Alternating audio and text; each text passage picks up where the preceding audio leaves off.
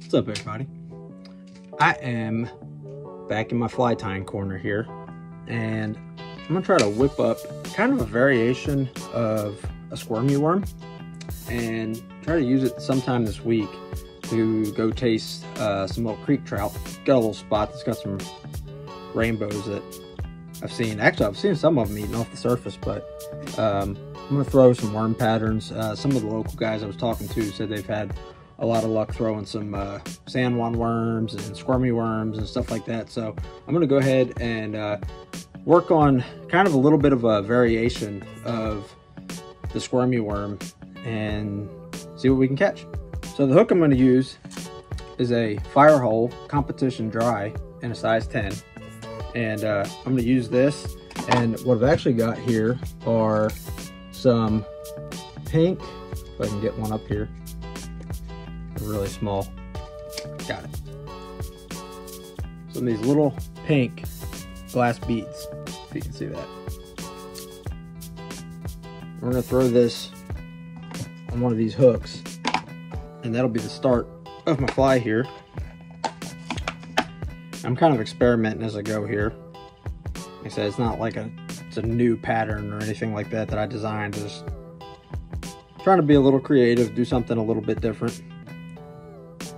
So, there's that hook, Firehole hook. I'll get this guy locked in the vise here. Oop, forgot to put the bead on.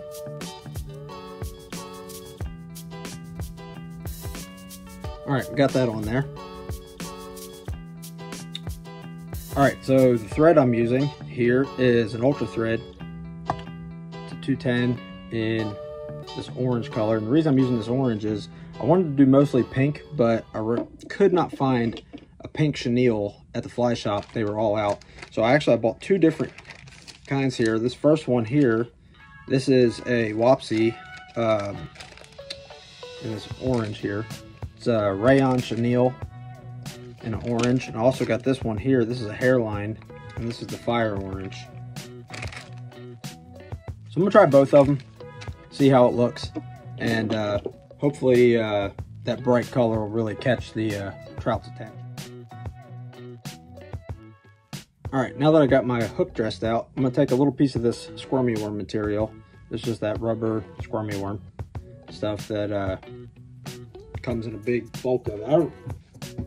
I don't know what I did with it. It's around here somewhere, but it just comes in a big bulk, and you can use that to just all you need is one piece. And actually what I'm gonna do is, just for a little extra hold, I'm just gonna put a couple of drops of super glue on here. Just on the top of my thread, just to lock everything down. I'm actually gonna take this piece of squirmy worm, just stick it right to the top of that, and just give that a second to set up. This stuff should bite pretty quickly. All right, got that on there. And then I'm just gonna cut off about a hook shank's length tail on the end of that. Boom. Honestly, you could probably fish that and probably catch a hungry trout, but we're gonna dress it up a little bit for them. All right, so be careful when you tie that rubber worm tail down, because that stuff is pretty soft, and if you pull too hard, you can cut it. I'm using a pretty thick thread here, being that it's a 210. I have a tendency to really yank on my flies sometimes, and I break them, so I like to use a heavier thread. More experienced fly tyer would probably tell you that's wrong, but oh well. So I'm gonna go ahead and open up this this rayon chenille. This is the Wapsi one here. Won't need a whole lot, but cut off a couple inches here. So we would do a couple of flies with it. I'm actually gonna cut the end here that was pinched in the cardboard because it's a little flat. So I have a nice piece here. Go ahead and tie this guy in.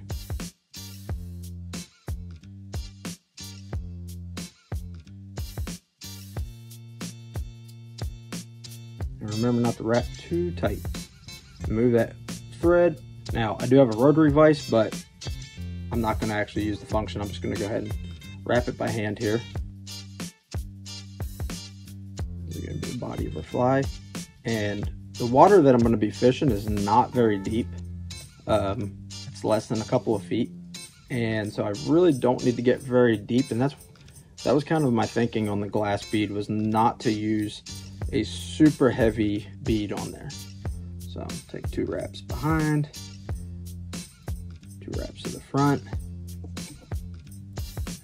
And this is enough here. You can do another fly with this. All right, and so now just to add a little bit of flash to kind of make this thing pop and shine, I've got some iced up golden brown here. We're just going to do a little bit right behind the bead before we whip finish it. So just go ahead and dress out your thread. Do not need a lot, just a small pinch.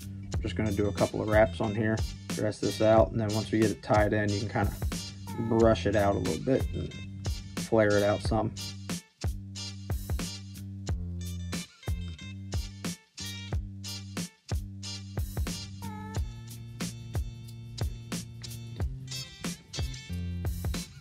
Go ahead and do a quick whip finish on here.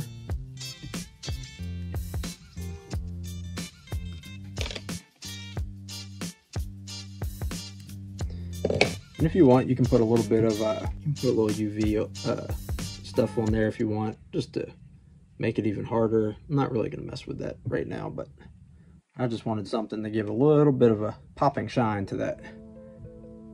All right, so that is one down with the Wapsi body, and then I'm going to use the hairline on the next one and see how that looks.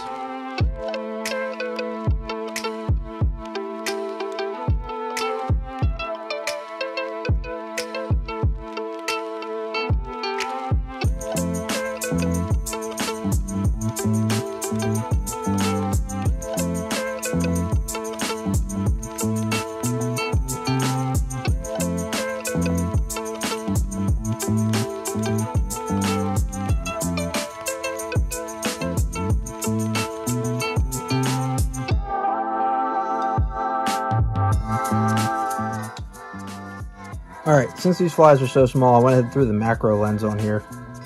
But as you can see, this is the one with the Wapsi chenille on it. It's a little smaller body. This is the one with the hairline. And it almost looks more like a little egg pattern, kind of. That stuff's pretty thick. But anyway, I'm going to take these out and fish them. See if one catches more than the other. But I definitely like the way they look. That's going to wrap it up for me. Hopefully everybody had a good Thanksgiving, and actually just finished up modern gun season here in Kentucky. Hope everybody enjoyed the hunting video I did. That's my first hunting video I've ever made, so a little shaky camera work. It's a little zoomed out, but it was a fun video to go out, and it's pretty fun. Got that coyote that morning and that one doe. I actually ended up going out 2 more times and was able to harvest one more doe, and I went out with Gabe and we were able to get a nice little 8-point buck. He wasn't real big, but he was a nice deer, good size. Got a lot of meat off of him, so definitely got the freezer packed pretty good now. We do have bow season for a couple more weeks, but unfortunately I had a little failure on my bow. I have a Matthews Legacy, which is about 20 years old now, and I ended up splitting one of the limbs on it out practicing the other day. When I got done practicing, I just noticed that I seen a little split starting in the bottom limb, and it's a little expensive to get the limbs replaced for a bow that's 20 years old now.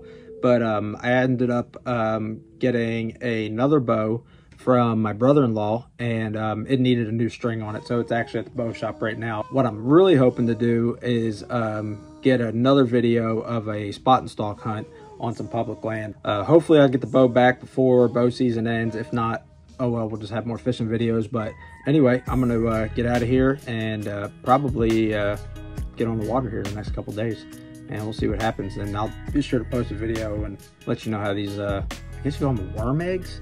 I mean, it's like an egg fly with a worm tail on it. So I don't know, come up with a name, leave it in the comments. But that's that. So If you enjoyed the video, like and subscribe, and hopefully catch you on the next one. See ya.